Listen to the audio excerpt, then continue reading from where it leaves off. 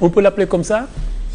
Qu'est-ce que c'est? En tout cas, ce qui s'est passé, ce que j'ai fait moi, Sada, ces derniers temps, j'ai rassemblé un certain nombre de dossiers et j'ai appelé l'inspection générale d'État et j'ai dit je veux rencontrer la vérificatrice générale de l'inspection générale d'État pour qu'on audite le fonds d'aide à l'édition. Il ne faut pas qu'on laisse ça comme ça.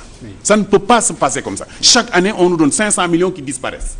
Voilà, on donne 3 millions à Madame Correa, 3 millions à et puis on saupoudre, c'est du saupoudrage, et puis après le reste disparaît. Oui. Alors qu'il y a énormément de choses qu'on peut faire, on en reparlera tout à l'heure. Voilà. Alors Saloum Diakité, je rappelle qu'il est écrivain, il a écrit un livre sur Sékou-Touré de Gaulle, sur les relations, il a écrit un livre sur Léopold Sédar Senghor, dont il a été collaborateur, voilà, et il a travaillé à Sorano. C'est un écrivain, un homme de culture. Je ne suis pas venu à votre plateau, mais c'est simplement pour des raisons de santé. Et je salue le parterre qui est sur le plateau. Et aussi, je me félicite que Maria Mandoy, notre collègue, ait obtenu cette année 2012 le prix Ivoire de 2012. D'ailleurs, je l'ai su par l'intermédiaire du colonel Mamargué, mon cher ami et frère. Je voudrais préciser que s'il n'y a pas d'écrivain, il n'y a pas d'éditeur. S'il n'y a pas d'écrivain, il n'y a pas d'éditeur. Et c'est aussi l'occasion pour rendre un hommage aussi à l'ancien régime qui a porté ce montant jusqu'à 600 ou 500 millions de francs. Et je remercie le colonel Momargué d'avoir fait cette investigation. Et je salue aussi la décision courageuse de Maria Mandoy de rendre le tablier. Quand vous ne voulez pas manger dans la prairie, mieux vaut vous en éloigner. Et je pense que c'est dans la lignée aussi de la décision de Maria Mandoy, mais qu'il y ait un audit, qu'on ne cherche pas à compliquer. Moi, je dis, il y a une année, j'ai demandé un ordinateur, mais j'ai vu on a distribué des ordinateurs à des gens qui ne sont même pas des écrivains. Oui. Tous ces ministres qui sont passés, on doit auditer ce fonds depuis le directeur qui était, je cite, depuis le directeur Mbow jusqu'à ce jour, on doit auditer où sont passés ces 600 millions de francs. Abdoumbo, qui a été... Oui.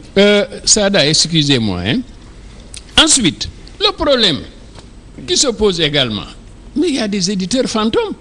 Quand le colonel dit que chacun doit faire son boulot, mais qu'est-ce que c'est que l'édition au fond aujourd'hui? Je vais voir un imprimeur à côté qui sait faire les calendriers, ou bien je donne ma maquette à quelqu'un. Moi, j'ai réalisé moi-même un livre, je l'ai tapé du début à la fin. Vous connaissez la boutade de Hamidou Dia qui dit il n'y a pas d'éditeur, il n'y a que des imprimeurs? Très bien. C'est ça.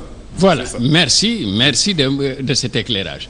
Donc je dis qu'il faut qu'on soit sérieux. Tout à l'heure, j'ai vu les livres édités par l'Harmattan, mais j'ai été séduit. Madame Correa, c'est ma voisine.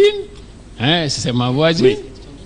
C'est ma voisine. Bon, je ne fréquente pas trop son son, mais c'est ma voisine. Je sais le travail qu'elle fait, c'est extraordinaire. Donc, Sada, je suis vraiment, je dis, je salue la décision courageuse de Mariama.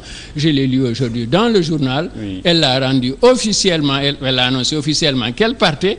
Mais que les autorités essayent aussi vraiment de voir les raisons pour lesquelles ça ne marche pas. Parce que 600 millions, écoutez, 600 millions, si on devient éditeur pour 2 jours, 3 jours, on roule en bagnole, on change complètement de vie, l'écrivain qui est là, qui broie, moi je dis que pour faire un texte, le colonel peut me témoigner, pour faire un texte, je passe beaucoup de mois, beaucoup de jours, et vous, Sada, vous le savez, parce que nous avons des relations qui permettent qu'on échange assez souvent. Très bien, voilà. Okay. Alors voilà, dans le journal, il est écrit que Mariama tourne la page de l'édition. Je veux dire, vous savez, pour cette histoire d'argent, j'ai l'impression qu'on peut pas... Moi personnellement, j'avoue que je suis très mal placé pour en parler, pour la bonne et simple raison que j'ai su l'existence de ce fonds d'aide à l'édition quand des auteurs sont venus me dire mais pourquoi on ne va pas aller solliciter la direction du livre et de la lecture. Ce qui fait que on a un tas de dossiers depuis 3 ans. Je dois avoir à peu près une trentaine de dossiers qui sont là-bas. Et c'est dans ces dossiers-là que quand Maria Mandoy est arrivée, qu'elle a extrait, et ils nous ont demandé de choisir, écoutez, choisissez un titre parmi ceux-là. On a sorti ce livre. Mais ce que je voudrais dire, l'émergence de ces maisons d'édition fantômes aussi s'expliquait parce que cet argent était là. parce que cet argent était là.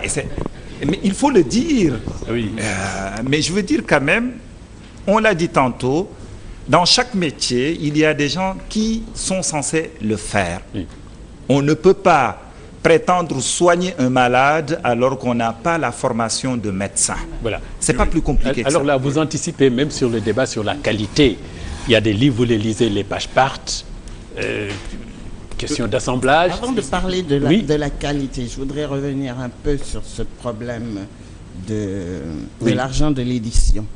Il existe un fonds pour la presse, Oui. un fonds qui est donné par le Sénégal pour les journalistes. C'est donné à l'association des journalistes, à la presse. C'est pas une direction qui gère ça. Oui, oui. Et pourquoi on ne donnerait pas à l'association des éditeurs l'argent du fonds de l'édition? Parce que l'association des éditeurs, c'est structuré. Oui. Il y a un bureau, Oui. on sait qui est éditeur, qui est devenu éditeur parce qu'il y a du foin. Ou qui... Oui, bien Donc sûr. ça pourrait régler le problème. Et puis, encore une fois, il faut revenir sur ce fonds de 500 millions. À qui il a été donné, pourquoi faire, quels sont les résultats, qu'est-ce qu'il en est sorti. Il faut 600 millions. c'est pas Il 500. faut absolument Oui. revenir Oui. dessus. Oui. Il ne faut pas Du budget. occulter cette question. Et puis quand même sur l'utilisation, pas seulement... Vous disiez que ça peut soutenir aussi des activités pour la promotion du livre. Vous savez, C'est- vous savez Hein? tout ce qu'on peut faire du fonds d'aide à l'édition, eh bien, il est possible, je vais vous montrer, il est possible d'aider l'édition, la promotion du livre, l'aide aux auteurs, l'aide aux auteurs, de soutenir les émissions littéraires. Par exemple, vous, votre émission, Oui. qui n'est sponsorisée par personne, eh bien, le fonds d'aide à l'édition, puisque vous faites la promotion des livres, eh bien, le fonds d'aide à l'édition pouvait servir à financer votre émission et les autres, et dans d'autres radios et télévisions. Faire aussi des ateliers d'écriture, pourquoi pas. Et ensuite des voyages d'écriture, des pages littéraires au niveau des journaux. Eh bien, tout cela, ce sont des choses qui pourraient entrer dans ce cadre-là. Bien entendu, l'édition serait en tête et le reste, ma foi, on pourrait le Il faire. faut faire la part des choses. Il y a l'édition, il y a l'écriture avec les auteurs, il y a la promotion avec les maisons, les diffuseurs. Il ne faut pas tout mélanger. Non, tout est là. On laisse le fonds d'édition à l'édition. Non, madame. Les auteurs, ils ont besoin d'être édités. Madame. C'est l'édition qui va faire la promotion des auteurs. Il ne faut pas mélanger les On choses. l'appelle fonds d'aide, mais ce n'est pas exclusivement réservé à l'édition, madame. Je suis D'autant désolé, que- je connais la composante de ce fonds-là. Moi, je Si je puis pense me que, permettre- colonel, Oui. Brièvement. Pardon. C'est Très pas brièvement, uniquement pour ça. Pour rejoindre le colonel Oumargueil, il y a quelque chose qui manque peut-être aux maisons d'édition ici. Ce sont des comités de lecture avec des lecteurs qui ont un très bon niveau de langue et de culture générale et de culture littéraire. Et ces gens-là ne peuvent pas travailler bénévolement. Mais- Donc il faut les payer. Mais oui. effectivement, L'édition, non seulement... ça reste dans l'édition. Sada, Mais je veux dire- Sada, moi, je voulais ce que faire vous une dites- critique à madame Maria Mandoy. Oui. À ma connaissance, depuis qu'elle est là-bas, elle n'a pas visité les différentes maisons d'édition de ce pays-là. Ah si, colonel, elle est Ah non, venue- attendez, non, ne dites pas ça. Ne dites pas, oui, elle a visité chez vous, mais à ma connaissance, il y a beaucoup de maisons d'édition qu'elle n'a pas visitées. Ça, des éditeurs même me l'ont dit. Donc moi, à sa place, je dis, j'ai un fonds. Il y a des gens qui viennent me dire, je suis éditeur. Je vais voir leurs locaux, le comité de lecture, comme disait Véronique, et ensuite tout ce qui va avec une maison d'édition. À partir de ce moment-là, je dirais, ah, Madame Correa, j'ai été voir là où elle est, elle m'a montré les composantes de sa maison d'édition, elle mérite d'être soutenue. Regardez Madame Aminata Sow Fall, on en a parlé tout à l'heure. Elle a utilisé par ses propres moyens, elle a créé le CAIEC, elle a créé sa propre librairie, elle a créé une maison d'édition, elle refuse de s'auto-éditer. Mais elle ne reçoit jamais rien. Mais ça, c'est de l'éthique. Mais voilà. Fois, c'est de Alors, il faut donc que toutes les composantes, parce que l'État, en disant 500 millions, n'a pas dit uniquement édition des livres. C'est 600 millions. encore une 600 fois. millions. Mais je pense Ce n'est pas colonel, uniquement pour l'édition. Mais Il mon y a colonel, la pour promotion du trancher le livre débat. et d'autres composantes. Ça fait c'est sûr. partie de Pour l'édition. trancher là le qui débat, je diffuse. pense que le texte, quand même, sur le livre, la loi sur le livre, je crois, qui est entre la présidence et l'Assemblée nationale depuis plus de 3 ans maintenant, que ce texte texte de loi soit disponible, à mon avis, ça aiderait à mettre un tout petit peu d'ordre dans ce secteur. Oui. Maintenant, si l'édition est solide, les écrivains ne peuvent qu'en bénéficier. C'est-à-dire l'un ne va pas sans l'autre. Il n'y a pas d'éditeur sans écrivain. Alors, voilà. Il y a une chose. Une petite parenthèse. Il y a un principe qu'on appelle l'avaloir. C'est-à-dire moi, je peux donner mon manuscrit au docteur Diallo. Oui. Et je lui dis, docteur Diallo, voilà mon manuscrit. Lui, il accepte mon manuscrit et je lui dis, prête-moi 3 millions. Oui. Il me donne 3 millions. C'est ce qu'on appelle avaloir. Oui. Mais ici, je ne crois pas qu'un seul éditeur soit capable de faire cette avance-là à un auteur. Alors, Diallo, comment vous faites pour éditer? Il n'y a pas d'argent, le fonds d'aide, l'argent a disparu, disons, espérons qu'on va le retrouver, apparemment. C'est vrai. C'est notre vœu le plus cher qu'on retrouve cet argent. Mais comment vous faites la question pour éditer? Écoutez, parce que vous sortez beaucoup de... Oui. On sort beaucoup de livres. Comment faites-vous? Effectivement, depuis qu'on est arrivé, on s'est rendu compte... Où vous trouvez l'argent pour le faire? On trouve l'argent en faisant participer les auteurs et en participant sur notre fonds propre. Quand même. Quoi donc? En faisant quoi? Oui. On a un manuscrit qui peut être publié. Oui. On n'a pas d'argent pour sortir le livre. Oui. On demande généralement à l'auteur de participer en quoi faisant, en nous donnant de quoi payer la mise en page et puis simplement en participant, en achetant 50 ou 30 exemplaires de son livre avec une remise de 50%. Et nous, on mise sur, on prend de notre argent aussi pour pouvoir sortir le livre. Une fois que le livre est paru, sur ce qu'on vend, on se débrouille toujours pour qu'il y ait les auteurs et leurs droits. Maintenant, est-ce que je peux vous demander quel est le pourcentage de ce que l'auteur amène pour la sortie du livre? Je vais vous... non. Le pourcentage, par exemple, de la participation, c'est moins de 10 ou 15%. C'est juste les frais de mise en page pour que nous ayons de quoi fonctionner. De mise en page ou d'impression? Non, de mise en page. L'impression, c'est nous qui payons. C'est moi qui paye l'imprimeur. C'est aux alentours, si par exemple, un livre pour celui-là, pour le faire, j'ai sorti 10 000 € par exemple pour sortir 500 exemplaires de ce livre, de tout le processus. L'auteur a participé sur les 10 000 €, il m'a donné quoi? 1 million de francs. C'est le livre du professeur Abdoul Sow sur l'Iban. C'est pas plus compliqué. Maintenant, s'il fallait attendre le fonds d'aide à l'édition, je ne pense pas que l'on sortira. Moi, je voulais savoir comment vous vous débrouillez, parce qu'il y a la crise, il n'y a pas d'argent, et puis bon, vous sortez des livres. Mais deuxièmement, la qualité des livres, madame, tout à l'heure, vous m'avez dit, on n'en parle plus. Mais il faut qu'on en parle. Les livres sont bourrés de fautes. Je dis toujours, on ne peut pas critiquer l'écrivain pour cela. C'est les gens qui corrigent, les maisons d'édition qui reçoivent. Est-ce qu'il y a un comité de lecture? Est-ce qu'on a nettoyé ce texte? Voilà. Alors, pour ce qui est des comités de lecture, je pense que nous, à l'Harmattan Sénégal, on fait le distinguo qui est celui-là. C'est-à-dire le comité de lecture... Les livres qu'on lit et qui partent mal faits. Oui, mais je pense que si c'est valable pour les autres éditeurs, je ne pense pas que ce soit valable pour l'Harmattan Sénégal. Ça, je peux vous le dire. Hein. Et ça, je disais à Mme Correa tantôt, c'est un bouquin qui fait 500 pages. Mais les fautes, elles sont partout. Ah non, mais je veux même chez toi. Non, je suis d'accord. Au début, ça a été le cas. Pourquoi? Parce qu'on est venu, on a fait confiance à des gens, on prenait de l'argent. Les livres qui étaient ciblés, il n'y a pas un correcteur à qui on ne donnait pas moins de 200 000 francs ou 300 000 francs pour nous corriger ce texte. Vous avez un professeur d'université à qui vous donnez de l'argent, qui corrige ce texte. Il vous l'amène, il vous dit que le texte a été corrigé. Moi, j'ai fait le métier d'édition à Paris. Je suis rentré au Sénégal il y a 5 ans. Moi, à Paris, où j'étais, quand on me dit qu'un texte est publié et corrigé, ça veut dire que ce texte est corrigé. Mais quand je me suis rendu compte de ça grâce à des remarques quand le livre est paru, là, je pense que depuis 2 ans et demi maintenant, ça, je mets au défi quand même. Mais il faut se dire la vérité, il ne faut pas se voiler la face. Des livres publiés en France sont truffés de fautes. Il faut dire, c'est le laisser aller partout. Hein. Vous avez des livres, que ce soit aussi bien dans l'édition pour enfants que dans l'édition. J'ai eu le cas du prix, du prix Goncourt de 2010, signé Sabour. J'ai été étonné de lire et de relever dans ce livre 6 fautes. J'ai brandi, certains m'ont dit que non, c'est pas, tu peux pas le dire, mais c'est le cas. Pour terminer, moi ce que je voudrais quand même que l'on dise, c'est que le secteur du livre dans ce pays a besoin d'être accompagné. il y a les éditeurs, il y a les auteurs, il y a la promotion du livre. Mis à part cette émission que fait Sada Kane ici à la 2STV, il n'y a nulle part où il est possible de faire la promotion du livre. Et on ne peut pas vendre un livre si ce livre n'est pas promu. Le livre est toute une chaîne. Ça va de l'écrivain jusqu'au libraire et jusqu'aux médias qui participent à la promotion du livre. En mon sens, il y a à faire et qu'on est dans le sens de le faire. Oui, exactement. En plus des émissions, il y a la foire du livre qui vient quand elle vient tous les 2 ans.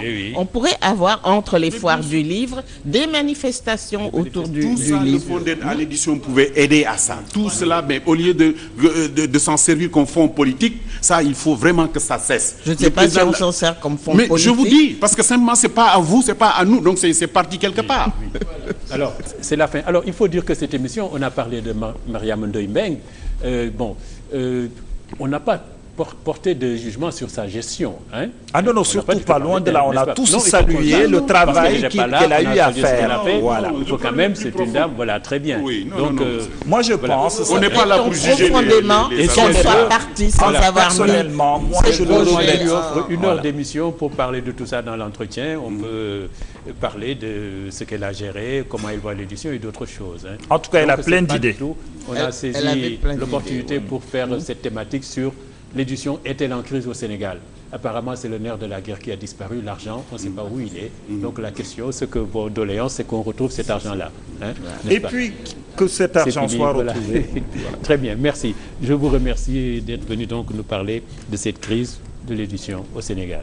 Merci, Sada.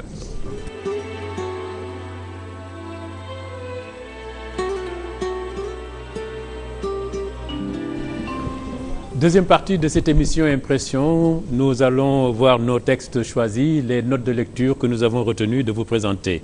Nous allons commencer avec la danse du Saltiki, qui nous sera présentée par Anta Gassama. Alors, c'est un roman écrit par un certain Abdou Ngom. J'ai reçu ce roman par c'est une dame qui est professeure de lettres classiques, Françoise, et elle a reçu ce livre d'Arabie Saoudite où se trouve l'auteur en ce moment. Mais que pouvez-vous nous dire en plus de cet auteur, Anta Gassama? Oui, merci beaucoup, M. Sada Kane. Tout d'abord, permettez-moi de remercier, avant d'oublier mes élèves qui sont là, qui m'accompagnent. Notre principal aussi qui m'a permis de venir ici. Et aussi une collègue, Khadi, qui est là et qui m'a fait l'honneur de venir ici et de me soutenir. Dites au principal que les élèves seront toujours bienvenus sur le plateau. Voilà, de ça. C'est bien. C'est bien. Et donc, pour parler de Abdou Ngom, oui, on va dire tout d'abord que c'est un Sérère. Déjà, le patronyme le dit, le nom, Ngom. Et c'est son premier livre qu'il a eu à écrire. Et je crois que pour l'homme en tant que tel, on va juste dire que il est professeur à l'université. Et puis, il n'y a pas de mal de choses dont on aurait pu parler. Mais bon, peut-être ça va être... on aura une autre occasion. Oui. Sauf pour dire que du côté de un peu le style, quand on va l'attaquer, je voudrais juste y revenir. Parce que c'est ça qui est plus important et qui marque l'importance même de ce roman. D'accord. Alors, si vous voulez commencer par parler du style, vous pouvez le faire. Oui. Tout de suite. Oui. Que vous l'évoquez. Voilà, d'accord. Parce que c'est important, pourquoi? Parce que la danse du Saltigi, déjà le titre, la danse du Saltigi, ça peut prêter confusion. Pourquoi? Parce qu'on ne s'attend pas à voir un Saltigi qui va danser. Saltigi, nous, on le comprend par saltiguer, les saltigués, en milieu sérère. Mais nous allons voir que, en fait, c'est quelqu'un qui va nous parler d'un milieu, le milieu sérère. Il va entrer dans cette culture, mais de par son style, parce que nous allons voir qu'il va rejoindre un peu cette nouvelle génération, nouvelle écriture africaine, cette génération. Pourquoi? Parce que tout simplement, il a une manière d'écrire. Nous allons voir son roman qui commence par des interrogations. Le personnage central va s'interroger et il termine aussi par des interrogations. Et nous allons voir que tout ce qui jalonne son roman, il va nous parler de beaucoup de mots sérères. Oui. Comme je l'ai dit. C'est ça qui fait la richesse un peu. Puisque le roman, comme tout roman, raconte une histoire, c'est une histoire qui se passe dans le pays sérère, évidemment. Et puis le personnage central est le fils d'une femme. Cette femme est accusée de sorcellerie, c'est-à-dire de mangeuse d'âme. Et toute l'intrigue, c'est en fait de savoir si c'est vrai ou pas. Voilà. C'est un peu grossièrement Ramassé. l'intrigue. Oui, vous l'avez carrément dit. Parce qu'en fait, c'est ça en réalité. On nous parle de la sorcellerie, mais par sorcellerie, il faudrait, comme vous l'avez dit, mieux le préciser, mangeur d'âme. Et les dômes, comme on dit. Dôme, voilà, il faut le dire. Il faut oser le dire. C'est vrai que ça donne de la chair de poule, mais il faut le dire parce que nous sommes en Afrique et surtout dans le milieu sérère. Et je vois que Abdou Ngom, je ne sais pas, il fait un clin d'œil ou bien il lève le coin du voile sur ce phénomène qui est là. Et effectivement, cette histoire nous parle c'est l'histoire de Ndig, le personnage, le héros, dont la maman est accusée d'être une sorcière, une mangeuse d'âme, par des saltigués. Oui. Et nous allons en parler peut-être tout à l'heure, les saltigués, le poids, le pouvoir qu'il a, tout simplement. Et en désignant Mère Wode Ndiaye, qui est la maman, comme étant une dame, il faut le dire, elle a bouleversé toute une famille. Oui. Alors, justement, vous parlez des saltigués. Ce roman montre aussi le pouvoir, exorbitant du saltigué dans le milieu sérère, puisqu'ils peuvent jeter l'opprobre sur quelqu'un, l'accusé. Oui, mais ce qui est important aussi, il faudrait l'ajouter, le saltigué, c'est à peu près un intermédiaire, comme on aura à le voir, entre le monde, tout simplement, les ancêtres, qui ne sont plus là, et les vivants, qui sont là. Et ils ont un pouvoir, comme nous allons le voir, mais nous allons voir qu'ils ne sont pas toujours des gens qui sévissent, mais ce sont des gens aussi qui protègent, parce qu'ils ont le rôle de protéger la société, le village. Ils ont le droit aussi de pouvoir prédire l'avenir. Parce que cette accusation de Mère Wode, ça se fera au moment du Khoy. Le Khoy, X-O-Y. Divination, qui est une cérémonie traditionnelle où l'on se... Voilà, publique. Mais nous allons voir qu'avant, ce n'était pas public. C'était juste réservé aux initiés, les saltigués.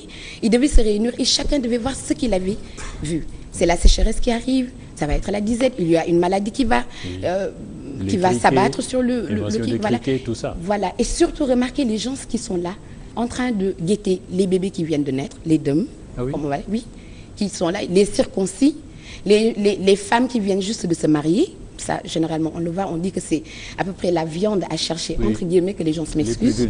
Les plus vulnérables, voilà, c'est ça. Et donc, je voulais simplement dire que c'est pas toujours cet aspect négatif qu'on voit d'eux. Mais ils sont là pour le faire, désigner ces gens pour leur dire que nous avons l'œil et le regard protecteur sur le village. Et en désignant maintenant Mère Wode, comme on l'a dit, c'était pour lui dire, attention, nous avons allé, mais il fallait tout simplement quitter. Et donc, c'est là où l'intrigue du roman, parce que nous allons voir que j'ai dit que Mère Wode va le refuser, il ne va pas accepter. Et selon ce qu'il dit, on dira qu'ici, elle est une NAK. NAK, N-A-K, ça veut dire qu'ici, une personne qui n'a rien d'extraordinaire, qui est une personne normale, qui n'a pas de vision, qui dort dans le bon sommeil du juste, comme on le dit. Alors que les saltigués vont voir qu'en réalité, derrière cette personne, il se cache une mangeuse et qui va se préparer à manger sa petite fille. Voilà, sa petite fille. Voilà. Parce que tout simplement, elle avait un dû. Qu'il fallait qu'elle règle. Voilà, d'une personne qui mange comme elle, n'est-ce pas? Voilà. Alors, voilà. Et puis, ce roman montre aussi comment, quand cette accusation est faite contre quelqu'un, alors ses conséquences. Ses conséquences terribles, socialement. C'est terrible parce que nous connaissons aussi le Sérère, on va le dire, connu pour être, il est entièrement social. Ça, quand même, c'est typiquement sérère. Je l'ai dit, j'ai fait Foundiougne et ça m'a permis de les connaître et à peu près de vivre un peu ce qui... Je sais que ce sont des gens qui sont soudés. Et donc, l'être ou l'individu pris à part entière, ça veut dire dès qu'il est relégué ou exclu du groupe, c'est à peu près une agonie ou bien une mort entre guillemets. Et c'est ce qui va se faire parce que quand les saltigués vont désigner Wode comme étant une mangeuse d'âme, entre guillemets, bon, une mangeuse d'âme, on le dit. On va voir tout simplement qu'elle va être maintenant stigmatisée. Et pour pouvoir, on lui donne le bénéfice du doute. Parce que c'est un saltigué, Ndiougou Yassine, qui est très fort, un saltigué parmi les saltigués, qui va la désigner comme étant cette mangeuse d'âme. Il fallait maintenant qu'elle montre qu'elle ne l'est pas. Et il y avait une possibilité, c'est ce qu'on appelle la cérémonie du Ngassou. Le Ngassou, où il fallait aller marcher à des pas, des kilomètres. Elle était vieille d'abord, mais elle dit qu'elle voulait le faire pour montrer qu'elle est carrément clean, entre guillemets. Voilà, et nous allons voir que c'est important parce qu'elle va y aller. Et Ndig, qui est son fils, la croit.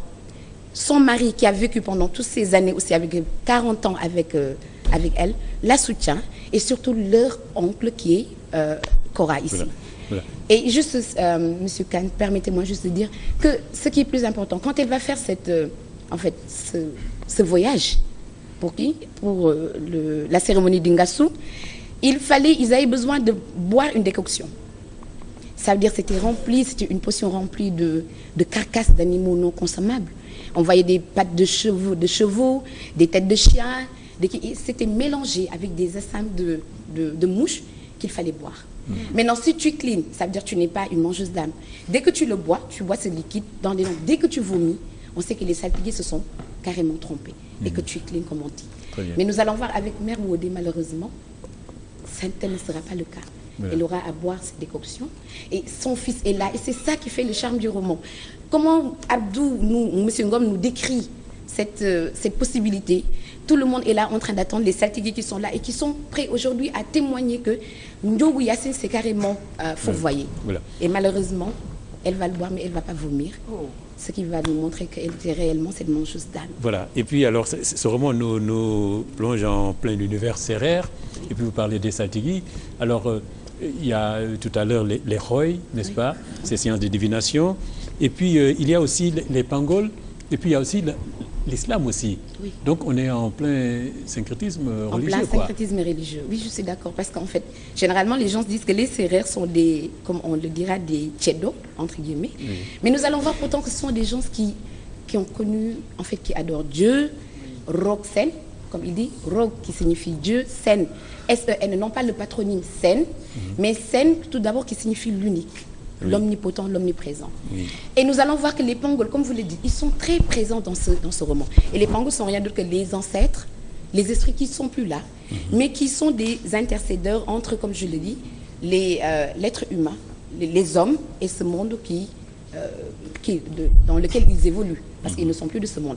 Et aujourd'hui, ils ont le rôle de protéger les saltigués, de leur communiquer des révélations, leur donner des dons. Et ce qui fait que le saltigué, lorsqu'il a un pangol qui est carrément, je ne sais pas, qui a tout le pouvoir, et il rivalise d'ardeur, nous allons le voir. Chacun, pendant le Roy, chacun rivalise d'ardeur avec son pangol. Ouais. Moi, je suis avec Sobé, Ndiogou Yacine dira que je suis avec Sobé, l'autre dira que moi, je suis avec Bambi, qui me protège. Et donc, nous allons voir que dans chaque cérémonie, à chaque cérémonie, avant la récolte, les premières récoltes, il fallait en prendre un tout petit peu et les donner en offrande aux pangols. Parce qu'ils ont la possibilité de sévir. Et chez nous, nous les appelons des tours en Wolof. Oui. Les khambs en Wolof. Et alors que chez les Sérères, c'est tout simplement les pangols. Très bien. Donc c'est très présent. Dernier mot, vous nous dites le style, vous nous dites que c'est un roman qui décrit bien le monde sérère, ses traditions, ses croyances, et que la place de l'individu. Dans le milieu sérère, dans la société. Oui, allez-y. Et puis bien écrit, vous dites. Oui, bien écrit. Le style, je dis que c'est parfait.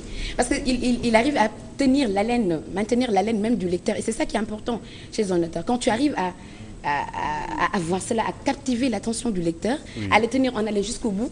Et là, on se dit, mais quand il termine, il donne le soin à lecteur de deviner. Est-ce que réellement Wodé Ndiaye est carrément cette mangeuse d'âme? Et c'est des questions. Et nous allons voir que Ndig, le fils, se trouve anéanti. Et donc je dis, j'espère qu'Abdou Ngom nous fera l'honneur de choisir, je ne sais pas, un autre, mais en tout cas, il a osé lever un coin du voile de la culture sérère. Très bien. Merci beaucoup, Anta Gassama. Nous allons passer à la deuxième partie. Là, c'est Majib Ba. Heureux de vous retrouver. On a présenté votre livre ici, la sardine du cannibale, que j'ai fait présenter par Amadou Ndoye, qui est spécialiste, qui a écrit de l'immigration et des relations interculturelles. Alors, vous êtes un engagé politique en France, socialiste, disons-le. Vous travaillez comme assistant d'éducation à Paris. Vous êtes en France depuis 10 ans. Alors, cet essai, la sardine du cannibale, en fait, c'est votre histoire que vous racontez. C'est votre histoire, quand vous êtes arrivé en France, le chemin parcouru. Et le titre métaphorique, c'est la sardine du cannibale. Alors, c'est qui le cannibale? Qu'est-ce que c'est cette sardine? Enfin, voilà. Oui, merci Sada. Cette métaphore. Moi, je ne voulais pas, en fait, un titre comme du genre l'immigré, le sans-papier et tout ça, parce qu'il y en a eu des écrivains qui ont déjà utilisé ce genre de titre. Moi, je voulais sortir un peu de de cette appellation, tout en restant dans l'esprit justement d'un essai qui raconte l'immigration. Mais pour s'en rendre compte, il faudrait vraiment lire le livre pour pouvoir comprendre qu'effectivement ce livre parle de l'immigration. Donc la sardine, en fait, c'est moi, le sans-papier, l'immigré qui est parti qui est parti de son pays pour aller chercher un avenir ou bien avec des illusions, un truc meilleur ailleurs en France. La sardine, c'est vous. La sardine, c'est moi. Le cannibale. Celui qui est exploité par les employeurs sans scrupules qui profitaient de moi. Et l'administration aussi, avec les problèmes pour l'obtention du titre de séjour et avec tout ce que cela englobe, la famine, la souffrance. Et le cannibale, c'est pour moi tout le système mis en place par l'administration française pour justement écraser ces gens qui quittent leur pays pour venir en France. Oui. Alors écoutez, vous regardez à la page 61, sa situation se détériore rapidement. Ça fait 2 semaines que Magique, vous écrivez Magique, que Magique vit en ne se nourrissant que d'un demi-plat par jour. Il n'a plus de force, il vit dans une chambre d'hôtel située rue Robespierre à Bagnolet, qu'il paye 300 € par mois, d'environ 5 mètres carrés, sans chauffage, sans douche, ni eau chaude, ni plaque, ni réchaud. L'hôtel est rempli de cafards. Il commence à sentir les effets de la malnutrition. Il a des crampes, ses muscles le lâchent au moindre effort. Il est épuisé et il passe ses journées debout durant 8 heures. Un sac vide peut-il tenir debout? Vous posez la question. Vous en savez quelque chose puisque vous l'avez vécu? Oui. Peut-il tenir debout un sac vide? Dans cette partie, le livre est composé en fait de 4 à 5 parties. Oui. Et en fait, je l'ai écrit de sorte que j'ai dédoublé mon personnage. En fait, j'ai créé un autre personnage qui est Magique, effectivement. Moi, c'est Magide dans le livre. Et le Magique, c'est en fait celui-là c'est ce personnage qui va en fait souffrir. C'est ce personnage qu'on va exploiter. C'est ce personnage qui va connaître la fin. Oui, c'est en fait moi. Mais en fait, je ne m'identifiais pas à ce personnage, moi, personnellement, le Magide. Moi, je refusais à vivre cette souffrance-là que l'administration française m'imposait. Donc c'est pour ça que je me suis dit, vous la refusiez. Pardon ? Elle était réelle, mais vous la refusiez. C'est une manière de... Au quotidien, je le vivais, mais si vous voulez, c'est un détachement carrément de la personne de Magide. Alors, parce que quand même, vous étiez parti, votre visa expire, et puis vous voilà sans papier, un clandestin. Alors, c'est ça la souffrance. Alors oui, le problème c'est que vous savez, quand on part, moi je suis parti en 2003, j'avais un visa de tourisme comme tout le monde, tous les gens qui partent. C'est une chance que j'avais eue par... Mais vous étiez parti pour rester de toute façon, vous étiez parti en Oui, touriste, moi dans ma tête quand je partais, c'était parti pour rester. Et donc quand je suis arrivé, mon visa a expiré, c'est vrai que je me suis retrouvé sans papier 2 mois après. Donc il fallait maintenant comment faire pour obtenir les papiers. Il fallait aller demander une régularisation auprès des préfectures. C'est ce que j'avais fait à l'époque. La première chose que j'ai faite, c'était demander une régularisation dans une préfecture. Et j'ai attendu 14 mois pour après apprendre que mon dossier a été perdu par la préfecture. Ensuite, j'ai redéposé une autre demande. Pareil, à Bobigny, on était reçus dans une situation vraiment inhumaine. C'était en hiver, je me rappelle, il faisait froid, on était parqués d'or. La neige tombait sur nos têtes et on était 400-500 personnes qui attendaient. Donc voilà, c'est là que j'expliquais les problèmes administratifs. Et là, vous étiez sur le qui-vive en situation de survie, pratiquement. Alors, en situation de survie, et pour survivre, c'est comme si vous tombiez, comme on dit, de Caribe là, parce qu'il ne restait que le travail au noir. Oui. Mais on gagnait un peu plus d'argent, mais enfin, on est toujours dans la précarité, on est toujours dans une situation inconfortable mentalement. C'est exactement ça, c'est le quotidien. Oui. Moi, j'étais obligé de travailler au noir. J'ai cette chance-là d'avoir tout de suite, avant même que mon argent de poche s'épuise, de trouver un travail. Et c'était dans la sécurité, c'était tout ce que voilà, je pouvais avoir, même si voilà, je pouvais aspirer à d'autres travails. Mais malheureusement, ils ne tiennent pas compte des niveaux de formation que les immigrés ont. Anglais aussi, voilà. C'est un atout que vous avez en plus. Voilà. Français, donc, Apple. J'ai travaillé au noir, j'étais exploité, donc j'avais à un moment, mon employeur ne me payait même pas. Je me retrouvais avec des chèques que je remettais à des compatriotes qui avaient leur nationalité certains leur titre de séjour, mais qui les bouffaient tout simplement. Et j'en ai perdu beaucoup. Voilà. Oui.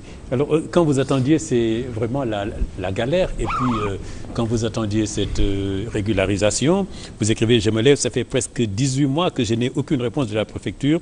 De jour en jour, mon angoisse grandit. Je suis toujours en situation irrégulière sur le territoire français. Je risque à tout moment de tomber dans les filets de la police et d'être expulsé dans mon pays d'origine. » Ça, c'est l'horreur, c'est être renvoyé au pays. Ouais. Je n'ai même pas reçu un récépissé. Vous attendez toujours dans les rues, dans les métros, partout. Je peux tomber sur un contrôle d'identité. Ça, c'était la hantise. Oui, vous savez, l'insécurité. Vous savez, en fait, l'angoisse, pour l'immigré, il y a plusieurs choses. Il y a le fait qu'il est dans une situation précaire d'abord. Soit il travaille, et s'il travaille, c'est au noir, il est exploité, il n'est pas payé, même pas le SMIC horaire. Et ensuite, soit il se retrouve au quotidien affronté par ces problèmes-là. Il n'a pas le choix. On n'a pas le choix, justement, de vivre ces conditions. Oui. Donc l'expulsion, justement, quand je parle de ça, c'est qu'il y a aussi la peur. Il y a l'angoisse au quotidien, la peur de se dire que je vais tomber dans les filets de la police. Le stress et se faire. Le stress, il est quotidien. Il est quotidien, ce stress. Oui. Donc le sans-papier, il vit en permanence. Cette angoisse, cette peur et tout ça là. C'est horrible. Ce qui fait que, justement, on ne vit pas. Alors, ce témoignage, vous l'avez porté quand les choses, là, vous êtes, bon, ça va mieux, tout ça. Alors, pourquoi vous l'avez écrit? Pas seulement un témoignage, mais au-delà de cela. Alors, il y a plusieurs choses. Moi, j'ai voulu sortir ce livre, d'abord, c'était pour montrer la face cachée des immigrés en France. Oui. Essayer de démentir le discours politique qui faisait croire que les immigrés sont venus nous piquer notre pain, nous piquer notre boulot, etc. Alors que ce qui est archi faux. Moi, en sortant ce livre, c'était pour montrer par mon expérience, que l'immigré, celui qui se lève tôt et très tôt, et d'ailleurs ce sont eux qui se lèvent les premiers en Europe, dans les métros, dans les partout, ce sont eux qu'on rencontre dans les métros pendant que les autres dorment. Alors c'était pour montrer qu'ils travaillent, ils cotisent, ils sont là, donc ils méritent quelque part du respect, tout simplement, et aussi prévenir, montrer aussi à mes compatriotes qui restent aujourd'hui au Sénégal, qu'ils sachent que, en tout cas, émigrer, c'est pas facile. Qu'ils se préparent. C'est ce que aussi l'autre point que je voulais montrer, qu'ils ne prennent pas des risques, et au cas où ils prendraient des risques, en tout cas, qu'ils soient forts, psychologiquement, prêts pour affronter tout ce que moi j'ai vécu. De toute façon, c'est pas facile. D'abord, il faut avoir le visa. C'est déjà la première difficulté maintenant. Mais dites-moi, Amadou Ndoye, quand il a présenté ce bouquin, ce livre ici, il a dit que si Magid raconte toute cette histoire, s'il a galéré, comme vous dites, toutes ces souffrances, c'est parce qu'il n'a pas voulu intégrer sa communauté. C'est vrai? Oui, j'étais à Paris, j'ai suivi en direct l'émission. Ah oui? Oui, ça m'a fait plaisir. J'étais content, j'ai trouvé que c'était une très belle émission. Les critiques, j'ai bien apprécié ces critiques de mon bouquin. Mais effectivement, moi, ce côté-là, je voulais avoir un démenti, parce que je voulais dire, mais non, en fait, peut-être il a mal lu mon bouquin, ou il ne l'a pas compris, ou il l'a lu, il n'a pas compris. Oui. Dire que j'ai connu la faim et la souffrance parce que je n'étais pas au sein de ma communauté sénégalaise, ce qui est faux. Moi, quand je suis arrivé, j'étais avec ma famille qui m'a aidé et tout, mais j'ai fréquenté aussi la communauté sénégalaise, mais ça ne m'a pas non plus permis d'avancer plus que ça. Voilà. Donc, voilà, j'ai vécu à la fois avec les gens... Merci Magid d'être venu nous donner des explications sur ce livre. On en avait fait une note de lecture, mais évidemment, il est important que l'auteur aussi, qui connaît mieux ses motivations, puisse en parler. Donc, la sardine du cannibale. Merci. Alors, nous passons à Véronique Potetin. Véronique nous parle... Alors là, nous anticipons déjà sur Césaire que nous célébrons depuis la dernière émission, parce que Véronique va nous parler des relations entre Aimé Césaire et Édouard Glissant, n'est-ce pas? Aimé Césaire et Édouard Glissant. Véronique, c'est de ça que vous allez nous parler. Oui.